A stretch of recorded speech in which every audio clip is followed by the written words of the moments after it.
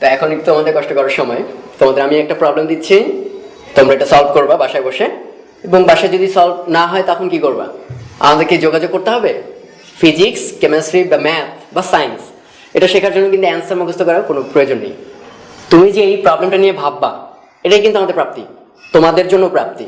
কারণ খেয়াল করে দেখো, এখন আমাদের সলিউশন বা গাইড বা সলভ শিট কিংবা যে কোনো আনসার দেওয়া আছে একটা বইয়ের পেছনে, কিন্তু একটু খেয়াল করো তো, গ্যালিলিও, কেপলার, কোপারনিকাস, ওরা যখন দেখতো সূর্য ঘুরতেছে পৃথিবীর চারদিকে, ওরা যখন দেখতো হ্যালির ধূমকেতু 76 বছর পর পর ফেরে, ওরা কার সঙ্গে অ্যান্সার মিলাবে?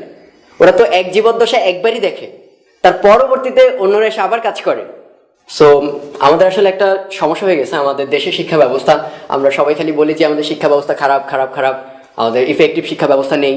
কিন্তু সবচেয়ে প্রয়োজনীয় যে বিষয়টা, শিক্ষা ব্যবস্থা সুন্দর করার জন্য আমাদের নিজেদেরকেও সুন্দর হতে হবে। আমাদেরকে কমপ্লিট আনসারের উপর ডিপেন্ডেন্স একটু কমাতে হবে। আসলে একটু কমানোর কথা না, কমানো উচিত কমপ্লিটলি। এবং উপরের ক্লাসের বইগুলোতে দেখবা আনসার দেওয়া থাকে খালি বিজোড়গুলোর, খালি জোরগুলোর, কিংবা কয়েকটা সিলেক্টেড প্রবলেমসের। এর অর্থ কি? ওরা কি বাকিগুলো পারে না? অবশ্যই পারে। তার অর্থ হচ্ছে এই যে অ্যান্সার আমি দেবো কেন? তাহলে তুমি কমপ্লিটলি ডিপেন্ডেন্ট। ওই অ্যান্সার মিলানোর জন্য কোন প্রক্রিয়া আগানো লাগে, তোমার থিওরি ক্লিয়ার না। অ্যান্সার মিললে তখন বোঝো যে আমার থিওরিটা বোধহয় এমন হলেই ভালো হয়, বাকিগুলো ভুল। হ্যাঁ, তাই থিওরিটিক্যালি সঠিক যদি তুমি থাকো, সঠিক অ্যান্সার আসতে বাধ্য।